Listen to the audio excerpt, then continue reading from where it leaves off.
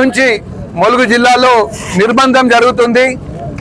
ఇక్కడ ఈరోజు 7th July 2025 Mulugu జిల్లాలో బ్లాక్ డే గా ప్రకటించాలి.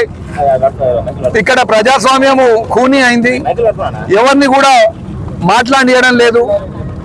ఎవరో పేద ప్రజలు ప్రశ్నించినందుకు అధికారులని వినియోగించి వాళ్ళు ప్రాణాలు కూడా కోల్పోయినరు. గ్రామ సభలు కూడా ఎదుర్కొంటున్నారు ఈ కాంగ్రెస్ నాయకులు. ఎవరు కూడా మాట్లాడకుండా మేము ఈరోజు పీస్ఫుల్గా కార్యక్రమం చేద్దామంటే మమ్మల్ని అక్రమ అరెస్టులు చేసిండ్రు. ములుగు జిల్లా వ్యాప్తంగా టోటల్ అన్ని మండలాల్లో అందరు నాయకులని ఏమన్నా ఉంటే పోలీస్ యాక్ట్ అని చెప్పి అరెస్ట్ చేసి మేము పేద ప్రజల కోసం ప్రతిపక్షంలో ఉన్నాము. మేము ప్రజల కోసం మేము గొంతు విప్పితే మా గొంతు నొక్కాలని చూస్తున్నారు. ఇది మేము తీవ్రంగా ఖండిస్తున్నాము. మమ్మల్ని ఎందుకు బొలుగు పోనీయరు? ఎందుకు పోలీస్ యాక్టు? ప్రభుత్వం చేసే తప్పులని మేము ఎదిరిస్తే పోలీస్ యాక్టా? ఇక్కడ ఎమర్జెన్సీ పరిపాలన నడుస్తుంది.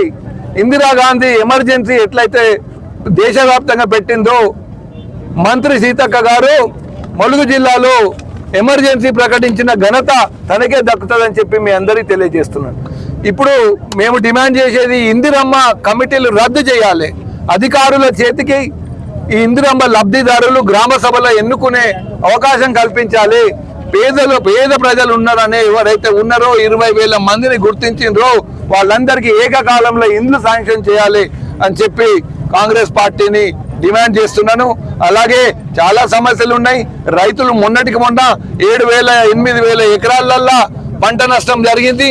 వాళ్లకు టోటల్ గా మొత్తం ఒక గింజ కూడా వాళ్ళు కోసే పరిస్థితి లేకుండా దాదాపు 8,000 ఎకరాల రైతులు ఈ 3-4 మండలాలల్లా బాధపడుతుండ్రు.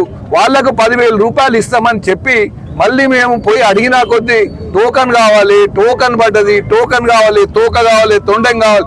ఇవన్నీ కాదు. మళ్ళీ అగ్రికల్చర్ సీజన్ స్టార్ట్ అయింది. ఇమీడియట్ గా రేపటికి రేపు 10,000 రూపాయలు ఎకరానికి రిలీజ్ చేయాలని చెప్పి ప్రభుత్వాన్ని డిమాండ్ చేసి రైతులను ఆదుకోవాలని చెప్పి నేను కోరుకుంటున్నాను. రైతు భరోసాలో కూడా మోసమే. చాలా మందికి వాళ్ళు 2-3 విడతలు ఎగ్గొట్టిండ్రు. ఇప్పుడు ఈ విడత కూడా మీరు చక్కగా చేయలే, రుణమాఫీ చక్కగా చేయలే. ఇది ప్రజాపాలన ఎట్లయితుంది? ఇది ప్రజాపాలన కానీ కాదు. తులం బంగారం అంటే మర్చిపోయింది పాపం. మా ఆడబిడ్డలకు తులం బంగారం ఇస్తామని చెప్పి మోసం చేసిన మాట రేవంత్ రెడ్డి గారు మీరు ఏ విధంగానైతే చెప్పిండ్రో ఇవన్నీ మీరు గుర్తు తెచ్చుకోవాలి.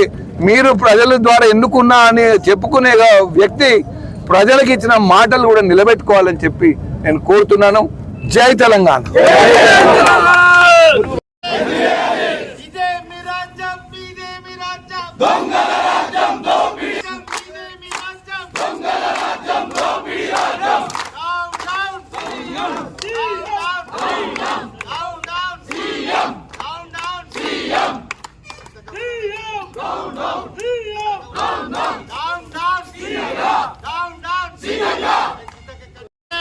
రైతులకు